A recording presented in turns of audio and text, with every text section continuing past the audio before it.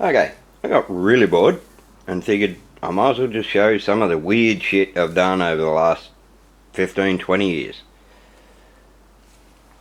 So, as you can see, there's quite a bit of shit in there. And if I get the camera to work.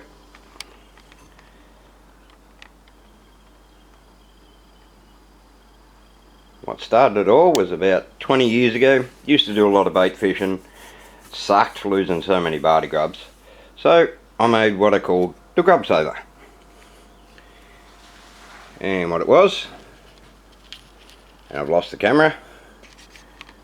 You gotta love this shit. Artificial barty grub. Made out of latex. Had a split in it. Used to put the real grub inside it, and yes, needle and thread sew it back up. But it had holes along the side, it let the scent out, and the best we ever got was 7 cod off 1 barty grub, so that wasn't too bad. After that, we sort of moved on to another design, same thing. This time, had a split in the head, used to put it in a little syringe, fill it with whatever, and once again, had holes to let the scent out. Worked really well. Mind you, back then I was doing a lot of bait fishing. And this one here is just pure shits and giggles to see how small of a barty grub I could actually make. Yeah, pretty boring, but so am I at the moment. From there we went on to, I was doing quite a bit of salt fishing. So, we made artificial squid. With legs that flap around in the water and all that, and it's hollow in the bottom, whether you can see it or not in there, and we used to fill actual squid up inside it, put it out there, and instead of the little pickers being able to pull the legs off and that, they couldn't, as you can see. Very flexible, and they worked really well. Salmon, tailor, flathead, caught some small gummies on them when fishing over in Tasmania, so yeah, something different. Then we went to this dorky looking thing, which was my artificial pilchard, and you'd put your pilchard flesh inside there, and same principle as the squid.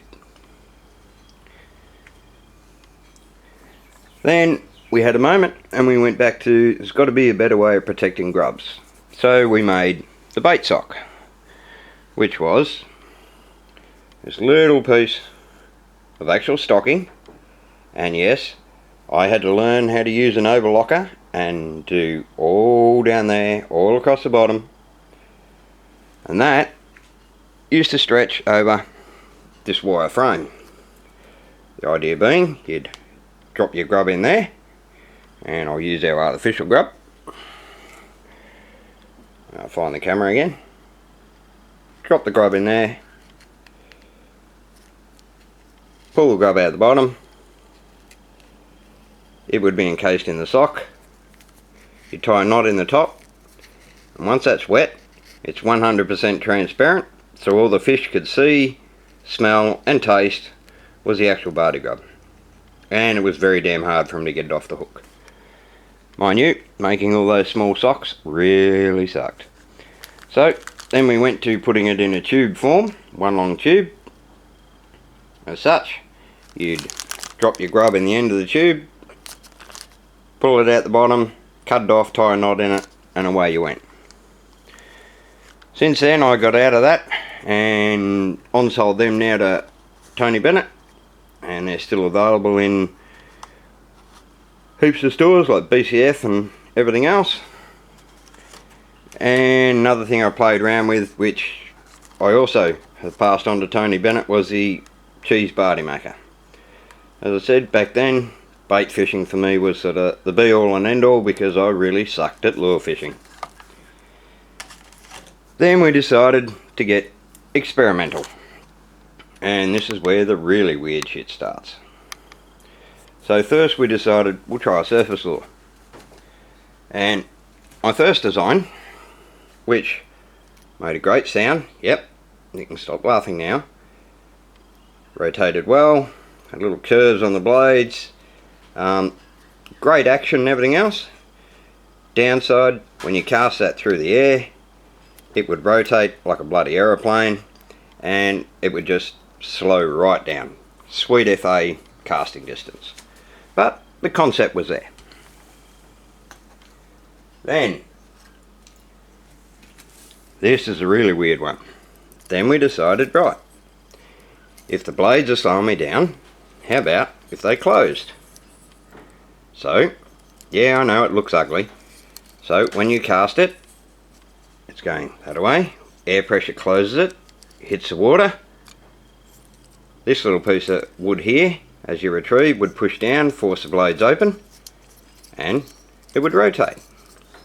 Yep, ugly as sin. But, once again, was just proving a concept. And then we went to the next step, which was probably still just as ugly, but we went, wings could close to there, where that rubber stops them from closing the whole way. As soon as you start to retrieve, they open and it rotates. Problem was, the hook at the arse end would rotate with it. So, what I did, very basic, eyelet, small sinker, and as a lure suspend, you got no idea how hard this is, getting the lure in focus while standing a mile behind the camera. So that worked, but yeah, ugly as shit. The next bit from that, I wanted something that had 2 damn hooks in it. Now this took me for ages to get my head around.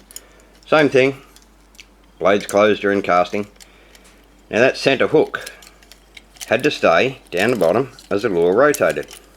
So it was a bigger eyelet over a centre shaft, wire down, and yeah, it works, plenty of splash, plenty of action, still looks butt ugly.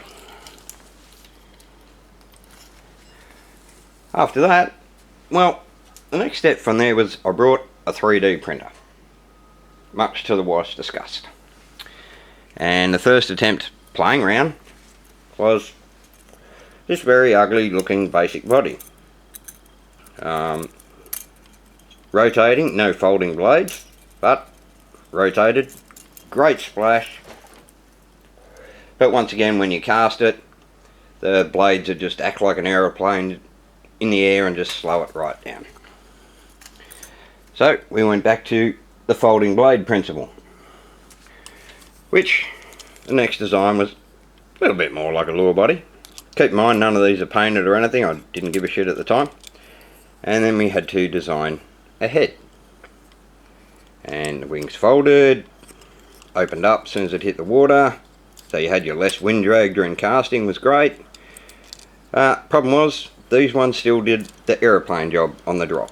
So the angles were out, and the head design just wasn't strong enough, and as one of my friends who came fishing with me found out, as soon as you start casting it into trees, it'll fall apart. Then we sort of got a little bit enthusiastic. We changed the head design, made it a little bit stronger, beefed it up. Same principle, they fold the whole way shut this time. And just for shits and giggles, we dressed the lure up a little bit. Yeah, I know, I was bored. And on top of bored, there was probably a great deal of this involved, which didn't really help. After that, we tried a different head design, which, not much different. Slight improvement. Wings don't close the whole way, which actually ended up better, but still wasn't happy because I'm never happy. And then we get to the ones that are in the footage that's attached with this in the water. These are the latest. Yes, they're only painted rough, they're not varnished or anything else, but wings close fine, open fine, rotates really good, makes a hell of a lot of splash as you'll see in the footage, and plenty of noise. So this is what I'll be going with come December. And the other variation to this is a semi-submersible one. Now, this is a slightly bigger version, same principle, narrower body, and the body will actually sit just beneath the surface where the blades give a deeper thump thump thump in the actual water because the whole lot's located deeper down, but hopefully that'll be apparent in the footage. What next? Eeny, meeny, miny, mo.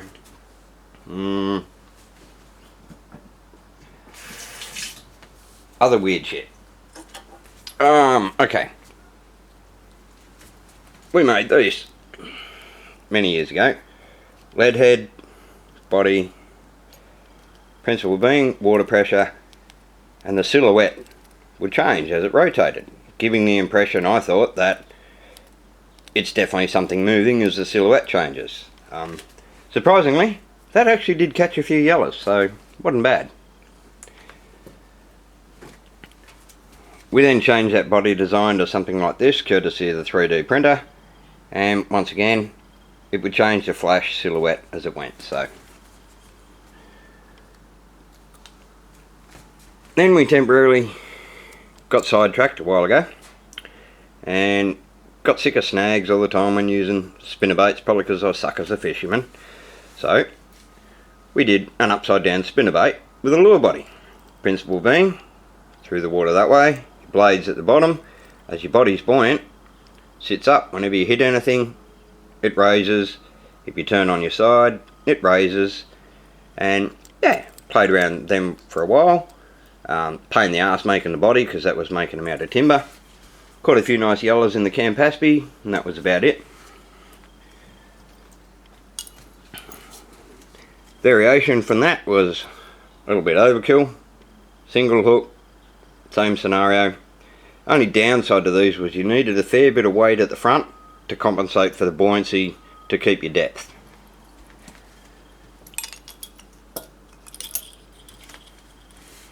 Then, well, this was another weird ass surface lure design, but it was alright.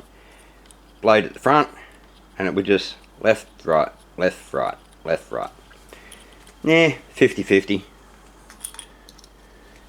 And then finally we just went on and did a double version. But pretty much all in all, where I've ended up now with this design, which gives